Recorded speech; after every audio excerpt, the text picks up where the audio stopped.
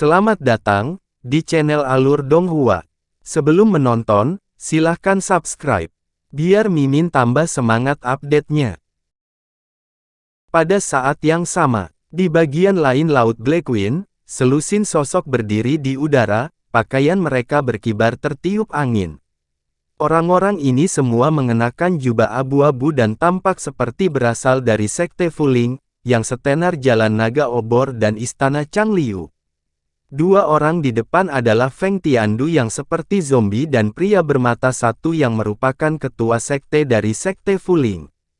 Selain Feng Tiandu dan adik laki-lakinya, ada tiga orang lainnya yang memiliki temperamen lebih teguh daripada yang lain. Mereka juga Dewa Emas. Salah satunya memiliki wajah persegi dan telinga besar, tubuh tinggi dan gemuk. Dari jauh, dia tampak seperti segunung daging. Dua lainnya bertubuh rata-rata, tetapi warna kulit mereka sangat aneh dan berbeda dari orang biasa. Salah satunya memiliki kulit sehitam tinta dan wajah seperti dewa dapur.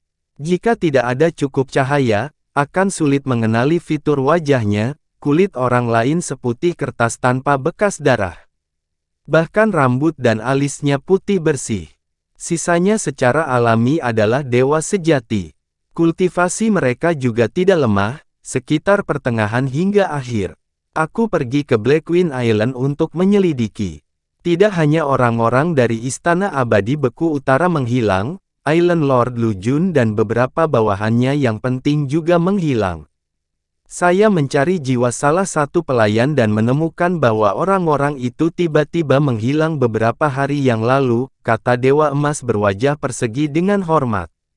Ketika pria bermata satu mendengar kata-kata pria itu, dia berkata dengan ekspresi jelek, memang, seperti yang dikatakan kakak senior. Ada kemungkinan 80% bahwa Xiao Jinhan melakukan sesuatu ke pintu masuk kediaman abadi. Tampaknya kita terlalu ceroboh. Pentingnya perjalanan ke Istana Abadi ini berbeda dari sebelumnya. Seharusnya aku tahu bahwa Xiao Jinhan tidak akan membiarkan orang lain mendapatkannya dengan mudah, kata Feng Tiandu sambil menghela nafas. Melaporkan kepada Tetua Agung, Master Sekte, aku juga menemukan bahwa ada kekuatan lain yang mencari orang-orang dari Istana Abadi Beku Utara, lanjut Dewa Emas. Oh, berapa banyak pasukan? Apakah kamu sudah mengetahui asal-usulnya? Mata Feng Tiandu berkilat. Ada 2 atau 3 pasukan. Mereka juga sangat waspada. Saya tidak berani terlalu dekat, jadi saya tidak menyelidiki dengan sangat jelas. Namun, salah satunya harus dari Istana Changliu. Itu adalah Tuan Istana Barat Cuiken, kata Dewa Emas. Karena kami dapat menemukan bahwa hilangnya pintu masuk adalah pekerjaan Istana Surgawi Beku Utara, kekuatan lain secara alami menyadarinya juga. Karena Xiao Jinhan telah pergi sedemikian rupa, kekuatan lain jelas tidak akan membiarkan masalah ini berhenti, tidak perlu memperhatikan masalah ini untuk saat ini. Feng Tian melambaikan tangannya dan berbicara. Xiao Jinhan mengaku sebagai penguasa istana dari Istana Abadi Dingin Utara, tetapi tindakannya sangat tercela. Dia ingin benar-benar memotong jalan semua orang ke Istana Abadi. Kakak senior, apa yang harus kita lakukan sekarang? Pria bermata satu memandang Feng Tiandu dan bertanya dengan penuh kebencian. Masih ada waktu sebelum Immortal Mansion muncul. Bagaimanapun juga, kita harus menemukan pintu masuknya. Kalau tidak, kita akan datang ke sini dengan sia-sia. Jika Xiao Jinhan mendapatkan item itu, Sekte Fuling akan benar-benar berada dalam bahaya. Jalan Naga Obor adalah contoh yang bagus. Wajah Feng Tiandu menjadi dingin saat dia berbicara. Kota Angin Hitam. Di tengah kota, ada 2 orang tamu, laki-laki dan perempuan, duduk di kamar pribadi sebuah penginapan yang cukup unik. Pria itu tampak berusia 30-an dan mengenakan jubah hijau. Wanita itu adalah seorang wanita muda berjubah putih. Penampilannya biasa saja, namun sosoknya cukup anggun. Ada perjamuan mewah di depan keduanya, tetapi mereka tidak memiliki niat sedikit pun untuk makan atau minum. Ekspresi mereka agak cemas. Aku tidak berharap Xiao Jinhan mengambil tindakan drastis seperti itu. Tenggat waktunya semakin dekat. Huyan, menurutmu apa yang harus kita lakukan sekarang? Wanita muda berbaju putih itu bertanya dengan cemas. Keduanya adalah Taois Huyan dan Yunni, yang telah mengubah penampilannya. Mata Taois Huyan berkedip saat dia berkata, tampaknya tidak ada gunanya terus menunggu di kota Blackwind. Mari kita lihat di tempat lain. Masalah ini sangat penting. Apapun yang terjadi, kita harus menemukan pintu masuk ke Istana Abadi. Mata Taois Huyan berkedip saat dia berkata, tapi hanya ada kita berdua. Wilayah Laut Angin Hitam sangat luas, bagaimana kita bisa menemukannya? Mengapa kita tidak memanggil Li Feiyu untuk membantu? Kita harus mencoba segalanya dalam situasi putus asa, saran Yunni. Tidak perlu, daerah ini tidak damai sekarang. Sebaiknya hindari kontak dengan kekuatan lain sebanyak mungkin. Untuk mencari lokasinya, saya punya rencana sendiri. Daois Huyan menggelengkan kepalanya. Dia kemudian berdiri dan berjalan keluar. Yunni melihat kepergian sosok Taois Huyan dan tahu bahwa dia adalah pria yang memegang kata-katanya. Dia samar-samar menghela nafas dan dengan ringan mengikutinya. Di suatu tempat di Laut Angin Hitam, ada sekelompok kultivator berjubah putih berkumpul di pulau yang tampaknya sunyi. Ada total 12 orang, baik pria maupun wanita. Lengan baju mereka disulam dengan gambar burung layang-layang salju. Pada saat ini, mereka berdiri dalam kelompok yang terdiri dari 2 atau 3 orang. Tak satu pun dari mereka berbicara. Dari posisi mereka, terlihat bahwa pemimpinnya adalah lelaki tua berwajah persegi yang berdiri di tengah. Aura di tubuhnya kuat dan kokoh. Jelas bahwa dia adalah seorang kultivator tahap Golden Immortal. Adapun yang lainnya, mereka semua adalah dewa sejati. Dari ekspresi dan pandangan sesekali, sepertinya mereka sedang menunggu seseorang. Setelah beberapa waktu, seberkas cahaya perak muncul di cakrawala jauh. Itu melesat dengan kecepatan yang terlihat dengan mata telanjang dan tiba di dekat dalam sekejap mata. Baru pada saat itulah orang-orang di pulau itu melihat dengan jelas bahwa itu adalah seorang wanita berjubah perak. Rekan Taois, Anda telah datang. Pria tua berwajah persegi itu segera menyambutnya dengan senyum menjilat di wajahnya. Senyum muncul di wajah wanita berjubah perak itu ketika dia bertanya, apakah kamu menemukan sesuatu? Tidak untuk saat ini. Namun, meskipun klan Sue kita pindah dari Laut Angin Hitam bertahun-tahun yang lalu, masih ada banyak mata-mata di sini. Aku sudah mengirim seseorang untuk menghubungi mereka dan meminta untuk membantu kita mencari. Aku yakin aku akan segera menemukan sesuatu, kata lelaki tua berwajah persegi itu. Wanita berjubah perak mengerutkan kening sejenak sebelum segera mengendurkan alisnya dan berkata dengan lembut, tidak banyak waktu tersisa sebelum kediaman abadi dibuka. Cari pintu masuk dengan sekuat tenaga. Jika tidak, kita hanya akan berakhir dengan tangan kosong. Jangan khawatir, rekan Taois. Kami pasti akan melakukan yang terbaik, pria tua berwajah persegi itu segera berkata. Wanita berjubah perak itu mengangguk dan mengucapkan beberapa kata lagi kepada lelaki tua itu sebelum terbang menjauh sebagai seberkas cahaya perak.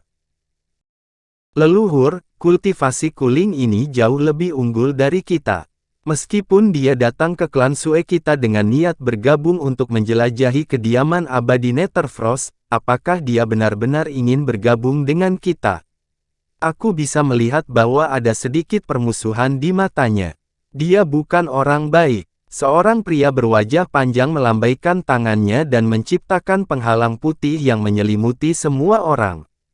Dia mengambil beberapa langkah ke depan dan berkata kepada lelaki tua berwajah persegi itu. Seharusnya tidak demikian. Meskipun kultivasinya tinggi, dia sendirian. Pasukan yang datang ke Laut Angin Hitam untuk mendapatkan harta semuanya memiliki keuntungan dalam jumlah, tetapi dia sendirian. Itu sebabnya dia mencari bantuan, kata pria tua berwajah persegi.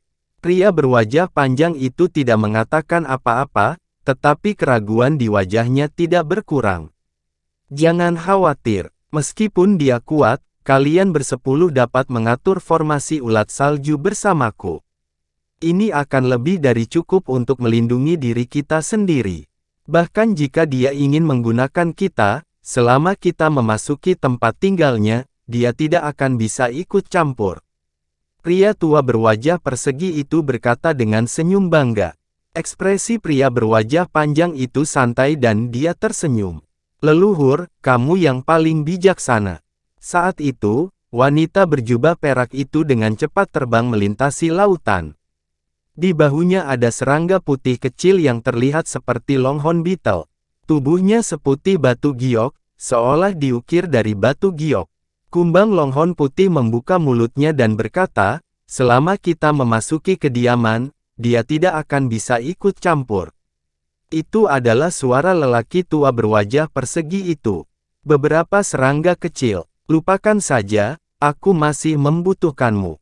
Wanita berjubah perak itu mencibir dan menyingkirkan longhorn beetle putih.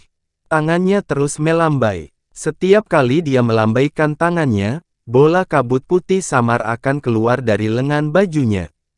Kabut dengan cepat menghilang. Ternyata inti dari kabut itu adalah serangga putih bening seukuran sebutir beras. Mereka hanyut ke segala arah.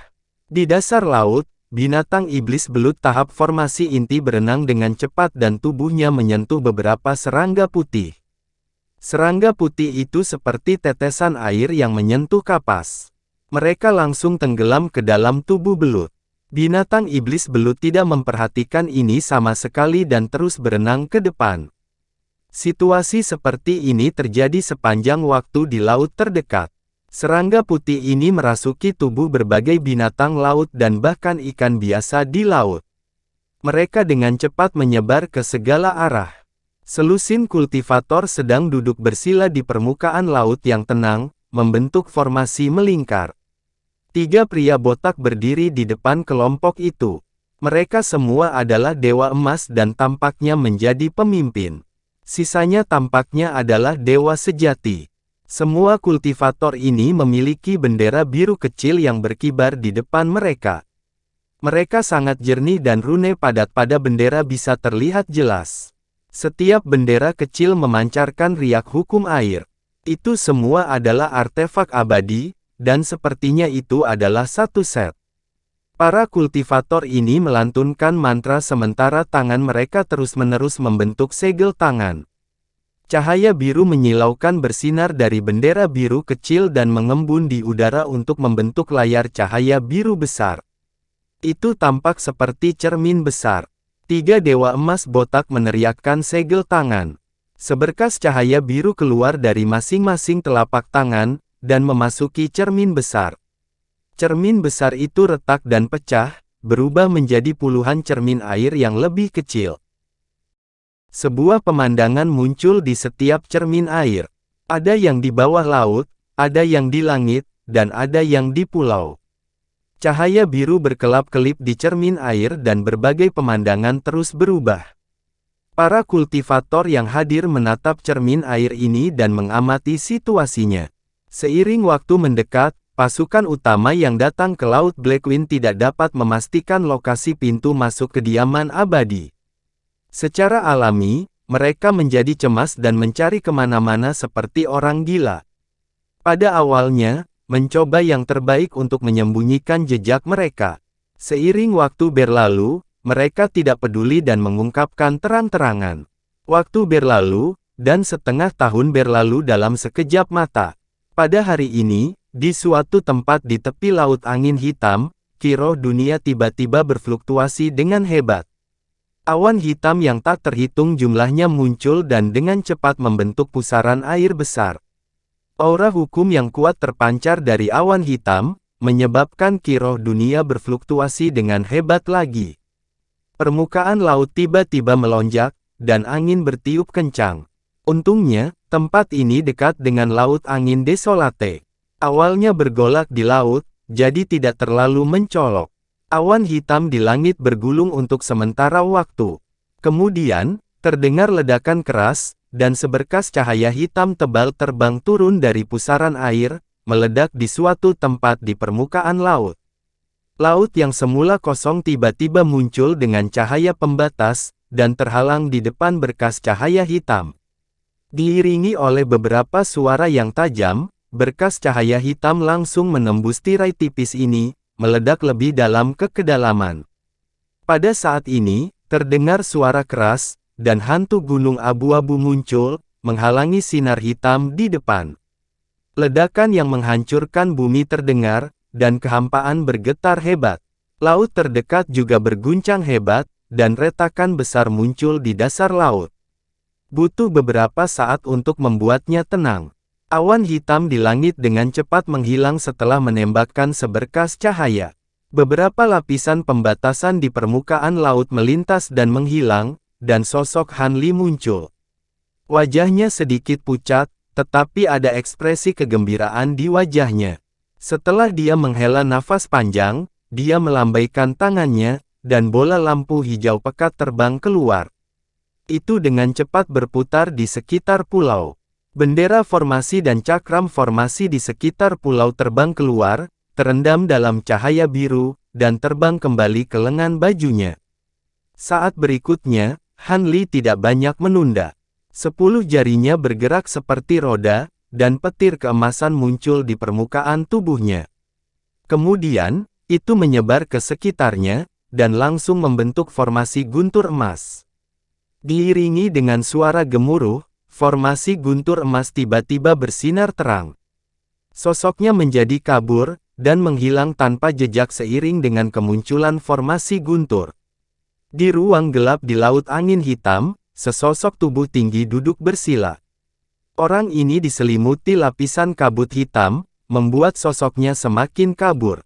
Kabut hitam memancarkan aura sengit. Di sekelilingnya, ada beberapa orang yang duduk bersila, namun tanpa sadar mereka tidak berani mendekati sosok jangkung tersebut. Tepat pada saat itu, sosok jangkung itu tiba-tiba bergerak. Ki hitam di sekelilingnya masuk ke dalam tubuhnya, memperlihatkan wajah dingin. Itu adalah Xiao Jinhan. Ekspresi aneh muncul di wajahnya saat dia melihat ke arah tertentu. Saat yang lain melihat Xiao Jinhan berdiri, mereka buru-buru berdiri juga. Orang-orang ini adalah beberapa tetua abadi Dewa Emas dari Istana Abadi Dingin Utara. Wakil Kepala Istana Sue Ying juga ada di sini. Nyonya, ada apa? Sue Ying berjalan mendekat dan bertanya dengan hormat. Xiao Jinhan mengabaikan mereka dan mengeluarkan piring giok putih dengan membalikkan tangannya. Piring itu seukuran wastafel, dan seluruh tubuhnya sepertinya terbuat dari sejenis batu giok putih yang aneh.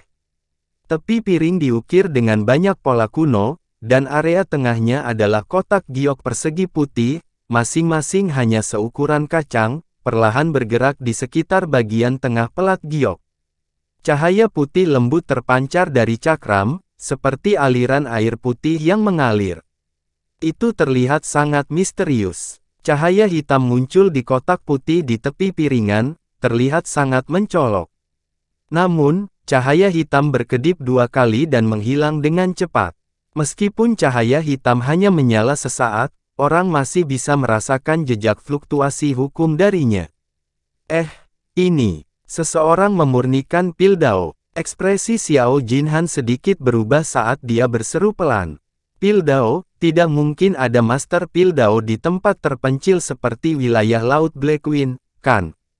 Mungkinkah seseorang dari Istana Changliu atau Sekte Fuling? Tapi mengapa mereka memurnikan pil Dao sekarang? Sue Ying juga memiliki ekspresi terkejut di wajahnya. Dia sama sekali tidak meragukan penilaian Xiao Jinhan.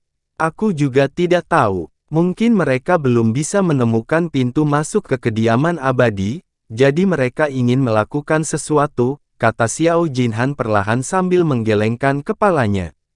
Ekspresi Sue Ying sedikit berubah, tapi dia mengangguk.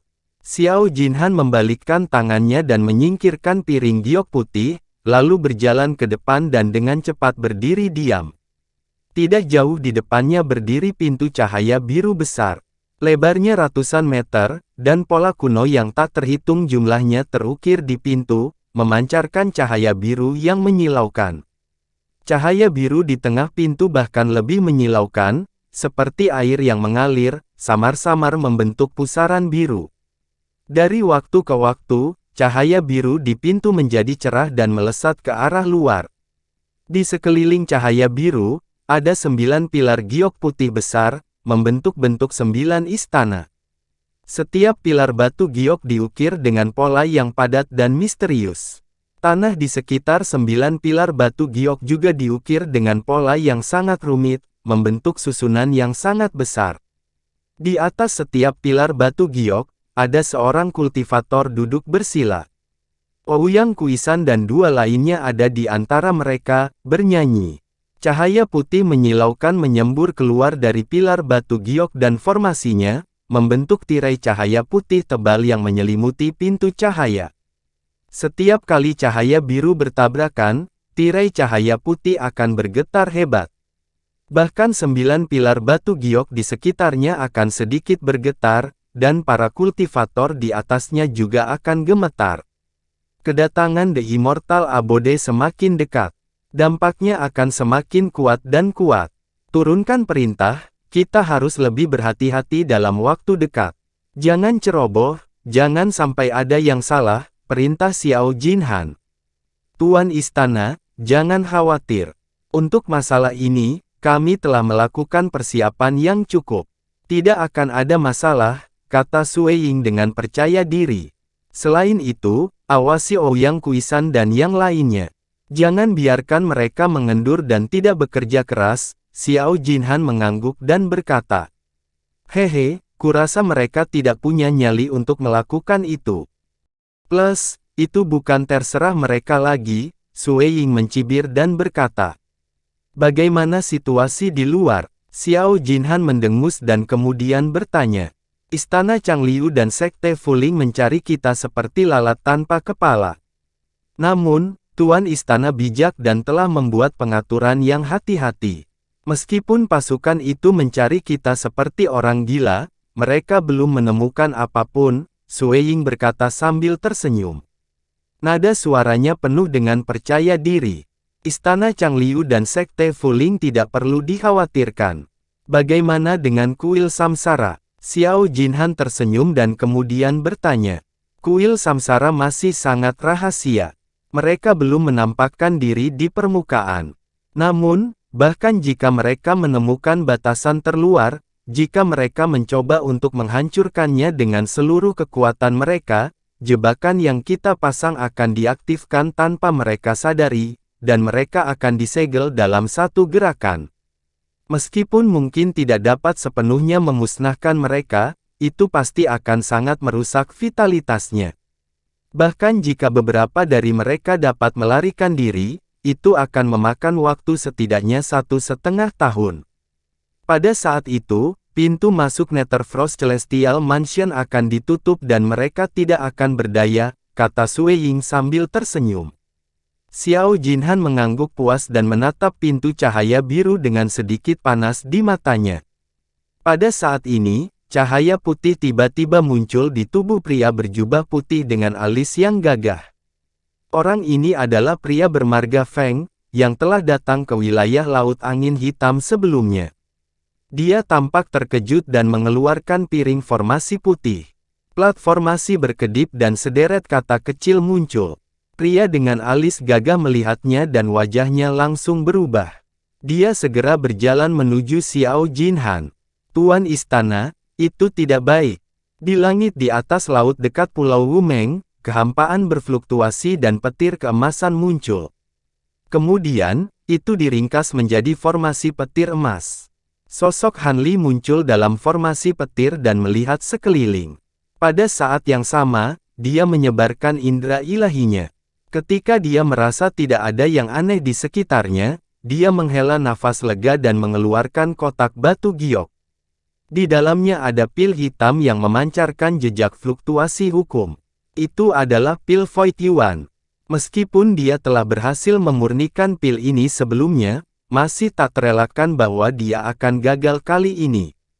Dia telah menggunakan semua bahan yang dia miliki untuk menyempurnakan yang satu ini. Dia melihat Void Yuan pil di tangannya dengan kedipan di matanya. Setelah menyempurnakan pil ini, Han Li memiliki pemahaman yang lebih baik tentang pil ini. Meskipun sangat mirip dengan pil Dao, tampaknya tidak digunakan untuk memahami hukum di dalamnya. Namun, dia tidak bisa menebak untuk apa pil ini akan digunakan. Han Li melirik pil itu lagi sebelum menyimpannya. Alisnya sedikit berkerut saat dia mengarahkan pandangannya ke depan. Setengah tahun lagi telah berlalu dan masih belum ada berita tentang Taoist Huyan. Ini akan menjadi hari pembukaan Celestial Mansion segera. Mungkinkah ada yang tidak beres? Han Li terdiam sejenak. Dia membalik tangannya dan mengeluarkan disk-array komunikasi merah dan mengaktifkannya. Cahaya merah terang muncul dari cakram formasi dan membentuk formasi merah. Bibirnya bergerak sedikit saat dia mengirim pesan. Disk-array merah diputar dengan lembut dan array berkedip, tetapi Taoist Huyan tidak menjawab. Han Li mengerutkan kening. Dia tidak menjawab. Mungkinkah sesuatu telah terjadi? Dia merenung sejenak dan terbang ke laut. Pada saat yang sama, dia membalik tangannya dan mengeluarkan topeng aliansi Anika. Dia memakainya dan membuka antarmuka pesan. Jika sesuatu benar-benar terjadi pada Netherfrost Celestial Mansion, dia seharusnya dapat menemukan beberapa petunjuk di sini. Han Li sedikit goyah setelah mendengar ini. Antarmuka pesan aliansi Anika saat ini berantakan. Pesan yang tak terhitung jumlahnya terjalin dan itu sangat hidup. Dia buru-buru membolak-baliknya, dan semakin banyak dia membaca, semakin aneh ekspresinya. Tahun-tahun ini, dia fokus pada memurnikan Heavy Water True Will atau memurnikan pil, jadi dia tidak peduli dengan Netherfrost Celestial Mansion. Pada saat ini, setelah membaca pesan-pesan ini, dia memahami situasi wilayah Laut Blackwing saat ini. Dalam 3 tahun terakhir, pintu masuk ke Celestial Mansion tidak muncul, dan semua kekuatan melakukan yang terbaik untuk menemukannya. Namun, alasan mengapa aliansi Anika begitu hidup adalah karena pesan lain. Pintu masuk ke Istana Surgawi berada di bawah Pulau Bulan Merah. Meskipun dia tidak tahu apakah berita ini benar atau tidak, hal itu menyebabkan kegemparan besar di aliansi Anika. Pulau Bulan Merah, Han Li bergumam. Dia secara alami tidak akan melupakan tempat ini. Saat itu, dia dan Jiao San telah membunuh penguasa Pulau Bulan Merah di sana. Ada dunia lain di bawah pulau. Apakah pintu masuk ke Netherfrost Celestial Mansion benar-benar ada? Matanya berkedip saat dia mengeluarkan kristal hitam. Itu adalah kristal giok tinta. Binatang babi telah menemukannya di dekat Pulau Bulan Merah. Jiao San tampaknya cukup tertarik dengan kristal ini, dan Void Essence Pil itu. Segala macam pikiran muncul di benak Han Li, tetapi semuanya menunjuk ke Pulau Bulan Merah.